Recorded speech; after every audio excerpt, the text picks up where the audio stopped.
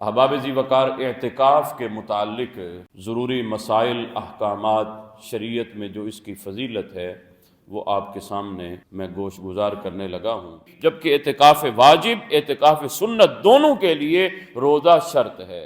اکثر دیکھا کہ اعتکاف والے پردے ٹانگ لیتے ہیں، یہ پردہ ٹانگنا کوئی سنت نہیں ہے، یاد رکھیے گا۔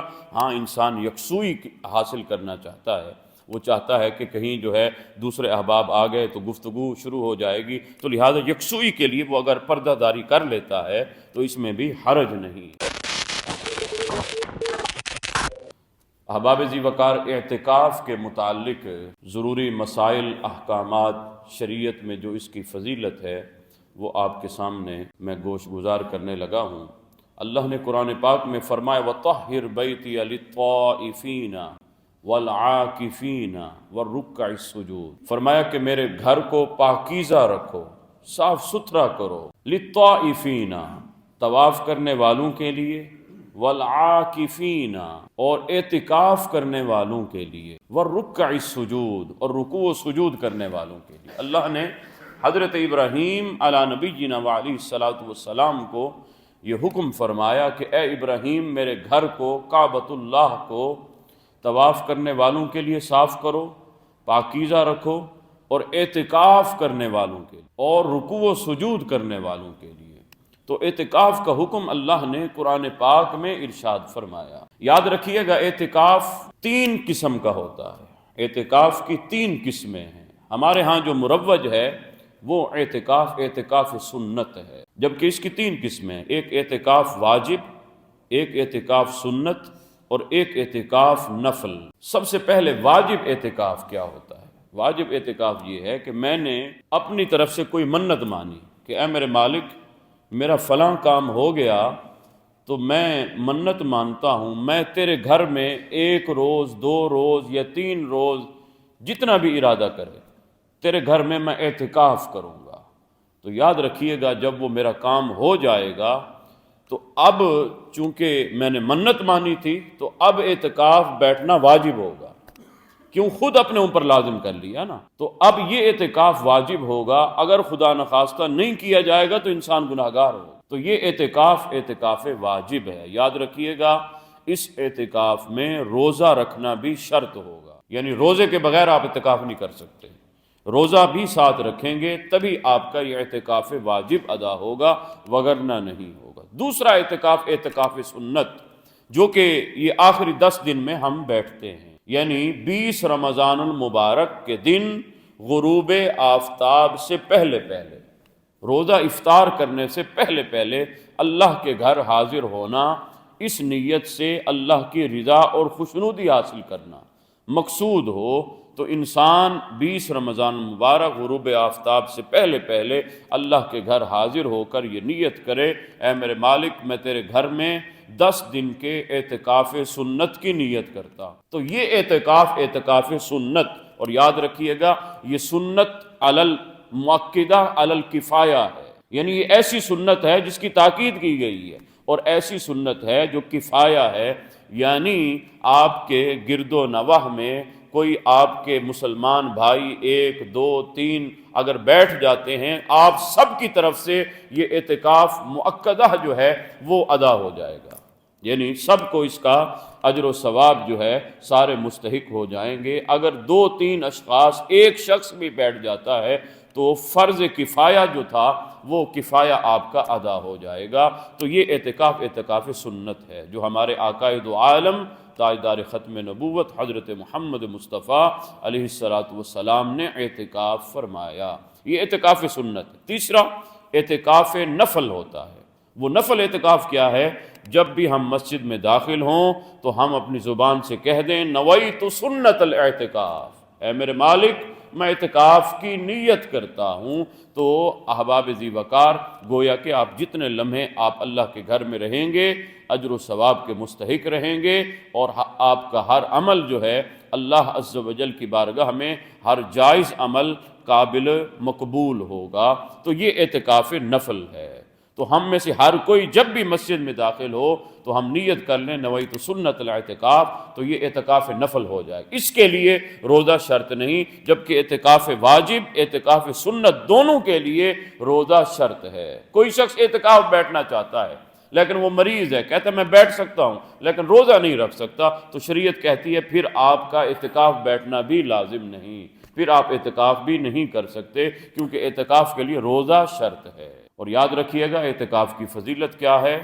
بخاری اور مسلم کی روایت ہے، اما عائشہ صدیقہ رضی اللہ تعالی عنہا راویہ ہیں، آپ فرماتی ہیں حضور نے پہلے عشرے میں اعتکاف کیا اللہ کے گھر کا، پھر دوسرے عشرے کا بھی اعتکاف کیا، اور پھر جب 20ویں رمضان ہوئی تو میرے آقا نے سر انور باہر نکالا حجرے کی طرف، اور حضور فرمانے لگے میں نے پہلے عشرے بھی شب قدر کو ڈھونڈا نہیں ملی، دوسرے عشرے بھی شب قدر کو ڈھونڈا نہیں ملی، مجھے حکم دیا گیا ہے کہ شب قدر ہم نے آخری عشرے میں رکھی ہے، تو لہٰذا میں اعتکاف میں نیت کرتا ہوں، تو میرے ساتھ ساتھ میرے صحابہ کو بھی بتا دیا جائے، وہ بھی اعتکاف کی نیت کریں اور شامل ہو جائیں۔ تو اما عائشہ صدیقہ نے حضور کا یہ حکم سنایا تو اجلہ اور کثیر صحابہ نے نیت کی اور حضور کے ساتھ اعتکاف فرمایا۔ قربان جائیے، حضور آقا علیہ الصلوۃ والسلام نے ہر سال اعتکاف کیا سوائے ایک سال کے۔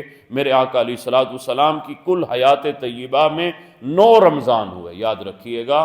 رمضان کے روزے جب فرض ہوئے تو میرے آقا علیہ الصلوۃ والسلام نے اس کے بعد 9 رمضان پائے، 7 رمضان 29 کے تھے اور 2 رمضان جو ہے وہ 30 کے تھے۔ یاد رکھیے گا اعتکاف 9 دن کا ہو 10 دن کا ہو، اللہ اجر پورے دن کا عطا فرماتا ہے، پورے 10 دنوں کا اللہ اجر عطا فرماتا ہے۔ اب اس کی فضیلت کیا ہے؟ ابو داؤد شریف کی روایت ہے، سرکار دو عالم علیہ الصلوۃ والسلام نے فرمایا اللہ کی رضا کے لیے جس نے اعتکاف کیا، اللہ 2 مقبول حج کا بھی اور 2 مقبول عمروں کا بھی اجر عطا فرماتا ہے۔ احباب ذی وقار، ذرا دیکھیے کتنی اہمیت والی یہ عبادت ہے، فضیلت والی عبادت ہے۔ جن احباب کو اللہ عز و جل نے یہ وسائل، یہ ذرائع اللہ نے ان کو فارغ البالی عطا فرمائی ہے، تو قسم بخدا اعتکاف بیٹھنا چاہیے۔ کم از کم زندگی میں ایک بار اعتکاف کرنا تو انسان پر لازم ہے، وہ اعتکاف ضرور کرے، کیونکہ اتنی یہ محبوب میرے آقا علیہ الصلوۃ والسلام کی سنت مبارکہ ہے۔ تو اعتکاف میں پھر کچھ مسائل بھی ہیں، وہ مسائل میں نے عرض کر دیے۔